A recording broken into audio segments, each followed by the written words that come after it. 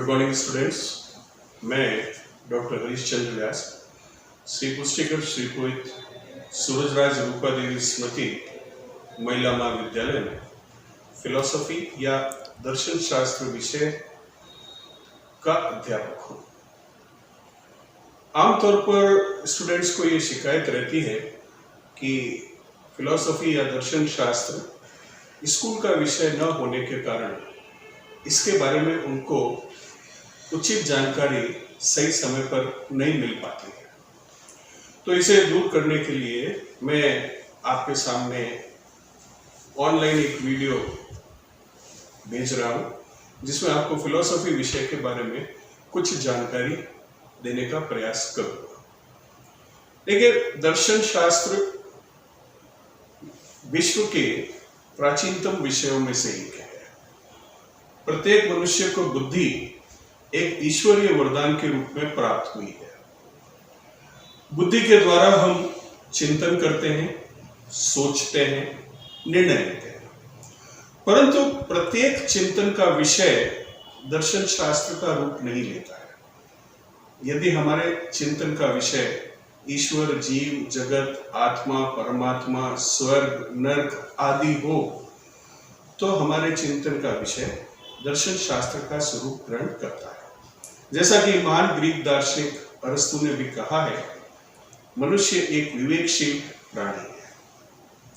दर्शन शब्द संस्कृत भाषा के दृश धातु से बना है, जिसका अर्थ देखना होता है। वैसे तो हमारे नेत्र नींद में से उठते ही बहुत सारे दृश्यों को देखता है, परंतु दर्शन का अर्थ दृश्य का अवलोकन न होकर तत्व का अवलोकन होता है।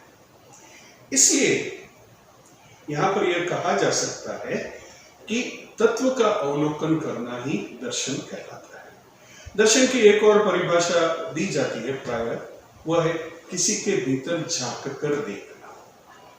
देखिए, आप आमतौर पर कहते हैं कि मैं गणेश जी के मंदिर दर्शन करने के लिए जा रहा हूं या जा रही हूं, तो यहां पर दर्शन का अर्थ देखना ही होता है। परंतु अगर आपको केवल मूर्ति दिखाई देती है तो दर्शन पूरा नहीं हुआ। अगर उस मूर्ति में आपको भगवान दिखाई देते हैं तो यहां पर दर्शन का अर्थ पूरा होता है। जैसा कि महर्षि मनु ने भी कहा है, दृश्यते अनेमिति दर्शनम, अर्थात जिसके द्वारा जो देखा जाए वही दर्शन है। जैसे मान लीजिए आपके घर में आपके दादा दादी की तस्वीर होगी, जो शायद इस रहती दुनिया में नहीं है, तो उस तस्वीर को देखना आपके लिए एक अलग दृष्टिकोण होगा और एक आम आदमी के लिए उसका दृष्टिकोण अलग होगा। इसलिए हम कह सकते हैं कि आपके द्वारा जो देखा गया है वही दर्शन है। दर्शन को अंग्रेजी में फिलॉसफी कहा जाता है, और फिलॉसफी शब्द जो है वो ग्रीक भाषा के फिलो और सोफिया, इन दो शब्दों से मिलकर बना है। फिलो का अर्थ होता है प्रेमी और सोफिया का अर्थ होता है ज्ञान। अतः ज्ञान के प्रति अनुराग को फिलॉसफी कहा जाता है। अब मान लीजिए कोई व्यक्ति फिल्मी पत्रिका को पढ़ रहा है और वह कहे कि यह भी एक प्रकार का ज्ञान है, तो उसे हम फिलॉसफी नहीं कहेंगे। फिलॉसफी का मतलब होता है तत्व ज्ञान के प्रति अनुराग। जैसे आपने सुना होगा कुछ डिग्रीज के बारे में, जैसे बीए, एमए और पीएचडी। अब ये जो पीएचडी जो डिग्री है, इसको कहते हैं डॉक्टर ऑफ फिलॉसफी। मान लीजिए किसी व्यक्ति ने केमिस्ट्री विषय में पीएचडी की हो, तो उसके लिए कहा जाएगा doctor of philosophy in chemistry. तो यहाँ पर ज्ञान का जो क्षेत्र है वो बहुत अधिक विस्तृत है, परंतु ज्ञान में भी विशेष रूप से तत्व ज्ञान जो है उसे उस तत्व ज्ञान के प्रति अनुराग को फिलॉसफी कहा जाता है। फिलॉसफी और दर्शन दोनों का मूल बिंदु जो है वह तत्व ज्ञान पर आकर रुकता है। इसलिए प्रायः इन दोनों को, हालांकि इनका अर्थ अलग अलग है, फिर भी इन दोनों को पर्यायवाची शब्द के रूप में इस्तेमाल किया जाता है। अब बीए फर्स्ट ईयर के अंदर 2 पेपर हैं, भारतीय दर्शन और पाश्चात्य दर्शन। अगर हम भारतीय दर्शन की बात करें तो भारतीय दर्शन में 2 प्रकार की विचारधाराएं पाई जाती है। एक विचारधारा है आस्तिक, जिसे ऑर्थोडॉक्स भी कहा जाता है, और दूसरी विचारधारा है नास्तिक, जिसे हेटेरोडॉक्स कहा जाता है। आस्तिक विचारधारा और नास्तिक विचारधारा, हालांकि इन दोनों शब्दों का प्रयोग हम दैनिक जीवन में करते हैं। कुछ लोग कहते हैं कि जो ईश्वर में आस्था रखता है, श्रद्धा रखता है, उसे आस्तिक कहते हैं। इसके विपरीत जो ईश्वर में आस्था नहीं रखता है, उसे नास्तिक कहा जाएगा। कुछ विद्वानों ने एक परिभाषा यह भी दी है कि जो पुनर्जन्म में विश्वास रखता है उसे आस्तिक कहते हैं, और जो पुनर्जन्म को नहीं मानता है उसे नास्तिक कहते हैं। लेकिन भारतीय दर्शन के अनुसार आस्तिक संप्रदाय वह होगा जो वेद के सिद्धांतों को प्रामाणिक मानता हो और उसमें आस्था रखता हो। तो जो वेदों को प्रामाणिक मानता है उसे हम आस्तिक कहेंगे। इसके विपरीत जो वेदों को प्रामाणिक नहीं मानते हैं वह नास्तिक होंगे या हेटेरोडॉक्स होंगे।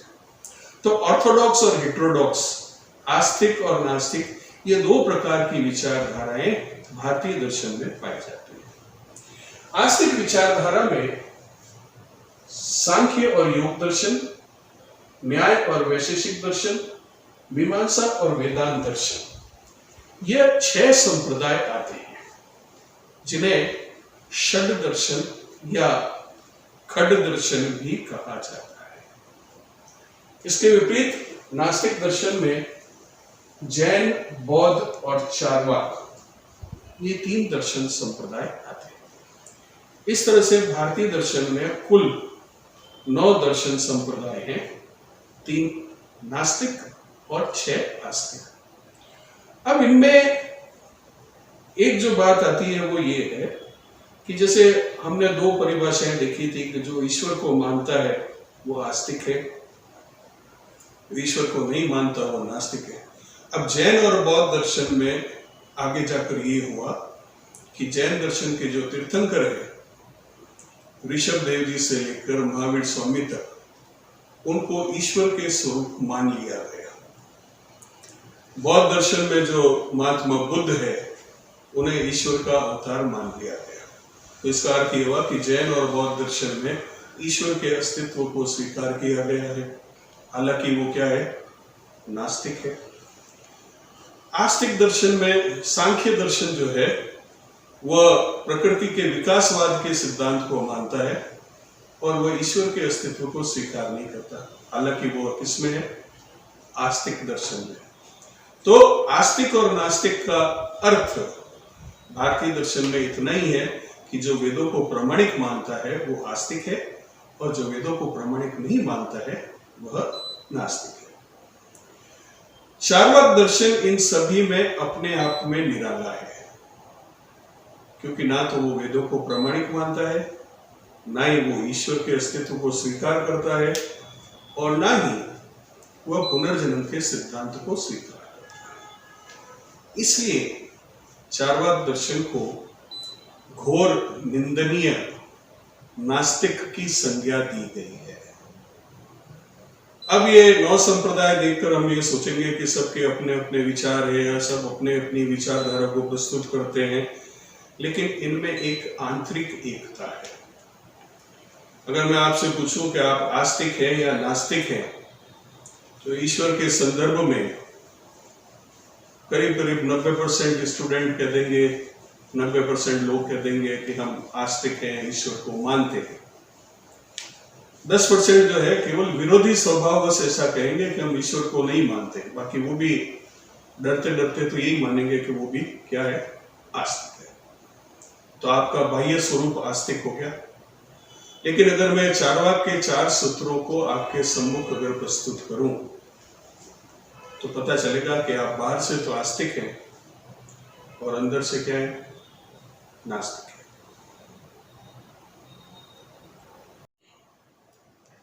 चारवाक दर्शन के मुख्य रूप से 4 सूत्र हैं। जो सबसे पहला सूत्र है वो ये है कि जब तक जियो सुख से जियो। अब इसमें तो कोई मेरे ख्याल से मतैक्य नहीं होना चाहिए।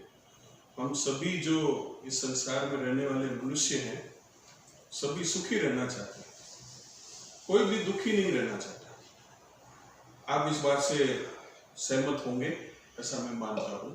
यानी 25% चारवाक के गुण आपके अंदर विद्यमान है। दूसरी बात जो वो कहता है वो ये है कि उधार लेकर घी पियो। इसका मतलब ये है कि अगर आपके सुख सुविधाओं के जो साधन है उसको उपलब्ध करने के लिए यदि आपको उधार लेना पड़ता है तो वो भी उचित है। अब आमतौर पे कई स्टूडेंट्स कह सकते हैं कि हमने तो आज तक कभी कोई उधार लिया ही नहीं है। चिंता मत करो बेटा, भारत सरकार ने आपके नाम से वर्ल्ड बैंक से बहुत सारा उधार ले रखा है। 135 करोड़ की जनता है, सबको संभालना पड़ता है, ये करना पड़ता है, वो करना पड़ता है। अगर प्रति व्यक्ति इस उधारी को अगर बांट दिया जाए तो जो बच्चा बेचारा जन्म लेता है, जन्म लेते ही वो 1,00,000 2,00,000 का ऋणी तो हो ही जाता है। तो कहने का अर्थ ये है कि इस बात में भी सच्चाई है। और आप अपने जो घर में टीवी वगैरह सब लाते हैं आजकल, टीवी फ्रिज जितने भी इलेक्ट्रॉनिक्स आइटम है वो सब ईएमआई पर आते हैं।